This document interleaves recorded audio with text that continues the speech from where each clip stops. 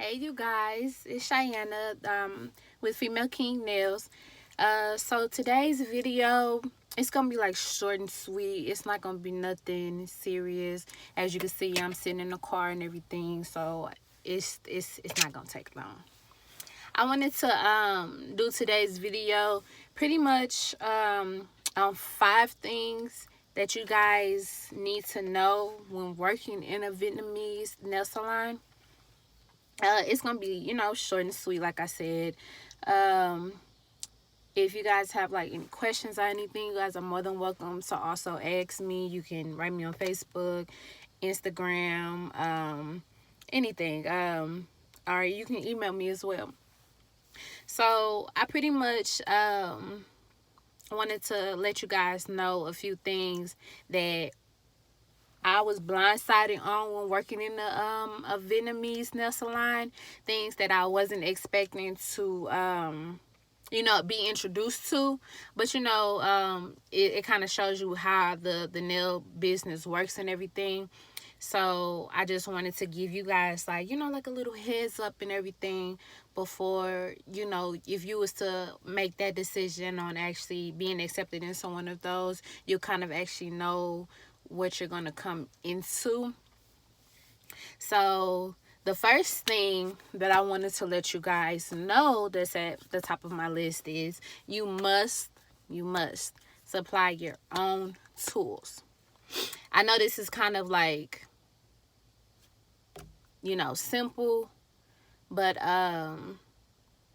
working in a Vietnamese salon and knowing that it's, self-employment and everything, they don't provide you with anything, honestly. They'll provide you far wise as like the products, like the nail liquids and everything, but your tools far wise is your drill bits,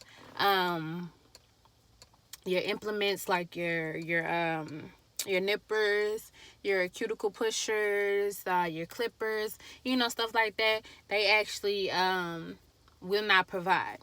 So when I had got into like the first nail salon, I was kind of blindsided with that, because when I worked in the first shop that I got into was a black-owned nail salon, and she provided everything for me.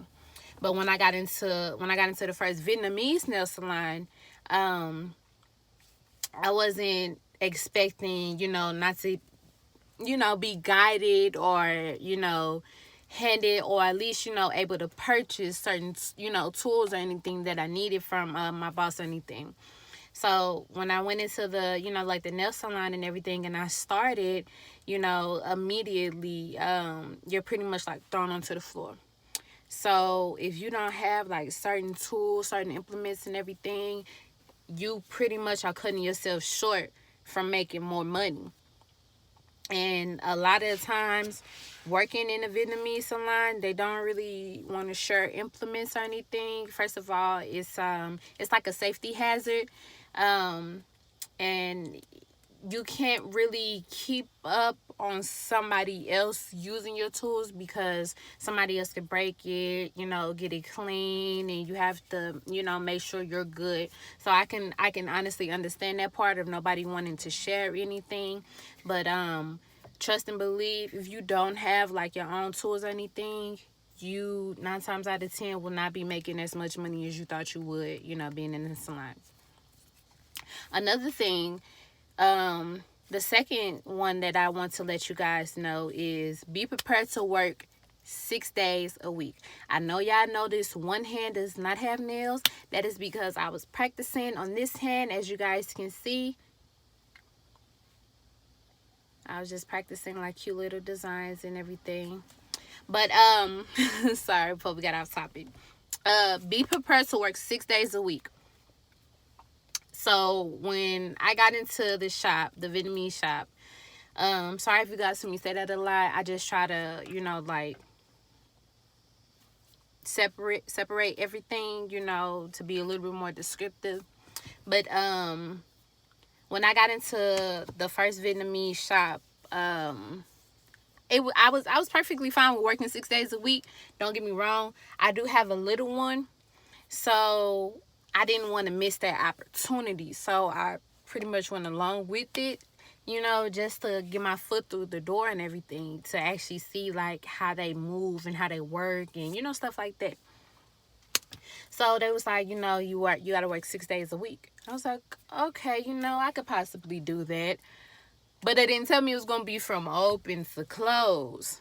So with that being said, a lot of the times, ladies, when you're, like trying to pursue your own, if you're thinking about still keeping clients at home and everything, it's going to be really hard for you to budget that, because on that one off day that you get, you're not going to want to do anything. You're going to relax. You're going to want to relax. You're going to want to take care of errands, go shopping or something like that, sleep all day, maybe clean the house and everything. To keep your sanity, you need to take that one day off. So if you are wanting to still pursue your own but be in a salon, it's going to be really hard to kind of budget that in or fit it into your schedule and everything. So just be prepared to be able to work around the 6 days a week from open to close, because when I worked at the salon, the Vietnamese salon, the first one that I got into, it was, I believe, from I want to say it was about 9 in the morning to either 8 or 8:30, and they were all, knowing you being in a salon, honestly, you never get out at the right time. And no matter what they say, you never get out at the right time. Never. You're always there late, like always in the nail salon late. And they would ask me to come in, like maybe an hour and a half before the shift. And remind you guys, you're not paid by the hour. So it's best that when it's closing time, to be able to prep and get yourself ready for the morning. That way you don't have to be in as early. Because knowing me, I didn't get to spend as much time as I wanted to, with my daughter and everything, knowing that I had to work 6 days a week with only one off day. And I was working from open to close every day. And I was working from literally open to past close.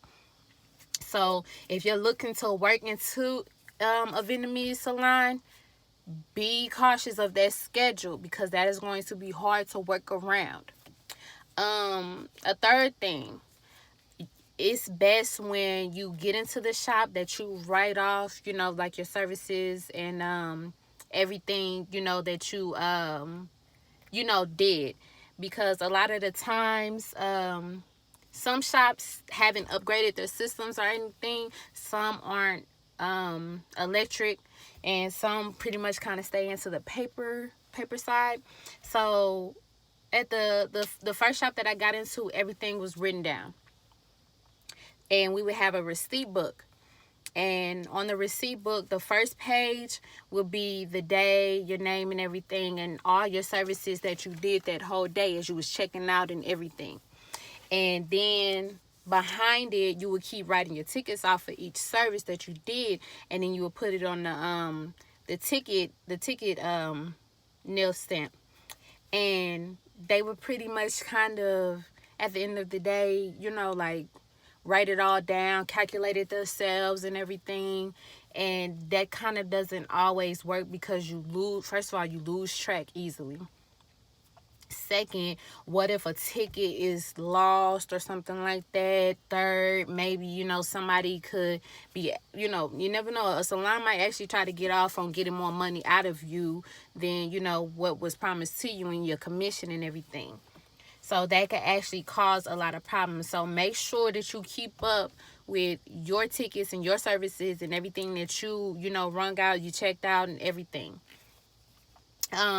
The fourth one that I wanted to talk about is keep track of your turns. What I mean by keeping track of your turns, when I worked in the second salon, it was like a first come, first serve. So depending on whoever walked through their door first, that's who got the first customer. Unless somebody said, hey, like, I want this person, I want so-and-so. Besides that, it was a first come, first serve.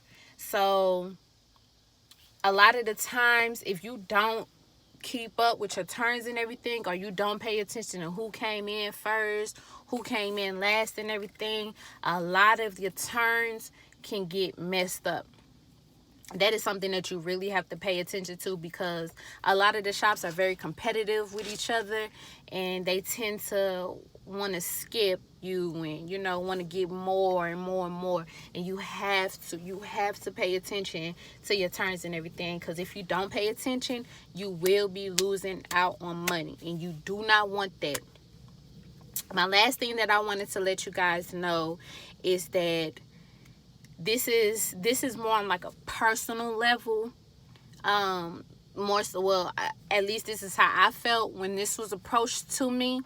When I got into the first Vietnamese nail salon, my ex-boss pulled me to the side, and she told me that she does not want me to promote myself. Now, when you have a boss like that, they don't mean you no good at all. It was kind of like a, you know, like kind of like a, sorry, it was a mosquito. It was more so on like a personal level, and you have to watch out for that, because if they don't want you promoting yourself, you know, advertising your work, showing people what you can do and anything, they don't want you to grow. They don't want you to do your own thing. They don't want you to be your own. They don't want you to this is what my ex-boss told me. She said, I don't want you stealing any of my customers. And that threw me off. So it's kind of like they just, some shops kind of see you as just a worker.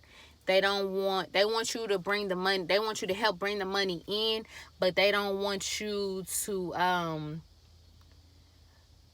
they don't want you to probably be seen as the one bringing the money in.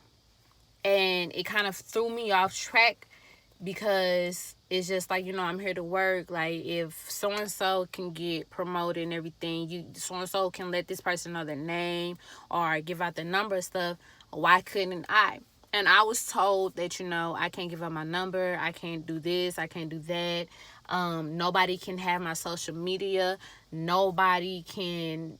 They kind of wanted me to give a fake name as well too, and I didn't want to do that, because why? I didn't, you know, eventually I'm not gonna respond to it, so they're gonna be looking at me like, I thought your name was such and such, and I'd be like, oh, like, make it make sense. So when you dealing with a shop that doesn't want to see you, grow and everything, I don't believe that is a good place for you. So be on the lookout. Like, if you do check shops out, like online and everything, and if you see that shop, promoting each worker and stuff like that, then that's different. But if they just staying to themselves, they just, posting a work or whatever by one specific person or two or something like that, that's really not, the shop that you put it like, that's not the shop that you're going to end with. That's not going to be I know some people want to shop and some people don't, but sometimes some people don't always want to, go hopping from shop to shop. Some people want to sit at a shop and, be there for a while and everything. And if you feel like you want somebody to help you grow and, be better and get more and more and more, that type of shop with those type of bosses is not where you want to be at. You will not be happy. You will not, feel like yourself. You will not feel like, my work doesn't matter. It's not going to be a happy place for you. So please be on the lookout for that as well.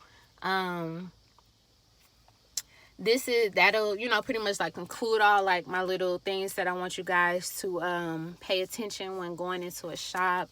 If you guys have like any questions or anything, you're more than welcome to message me on Facebook, Instagram at female_king nails. You can also email me at femaleKingNailSupply.com. I'm gonna try to stay updated with more videos as well too, because I know I be getting a lot of requests on things that you guys want to watch and everything. So all you have to do is, you know, just subscribe to my channel and everything, and I will definitely, I promise I'm gonna stay up on, you know, videos and everything and keeping you guys updated and stuff. I'm gonna have like more videos far wise as the, like, being inside the nail salon and everything. And you know, just subscribe to the channel, and I'm gonna just have more for you guys and everything. So I hope, you know, today's video can kind of help you guys, you know, when looking into a salon and everything, because they're looking for us now, but you just got to know which salon is, you know, more positive to be in. You're not gonna always find the best salon to be in, because there's always gonna be some type of trouble or something, you know, disagreements or anything. That's gonna happen regardless. But to find the right salon that will be willing to work with you and your schedule, your kids and whatnot, that's, you know, that's something that you definitely want to look into, you know, especially one that's more family oriented. So I'm gonna have more videos and everything. You guys, again, just subscribe to my channel, and I want you guys to have a blessed day. If you guys need to write me anything, you guys are more than welcome to. So I am out. Bye, you guys.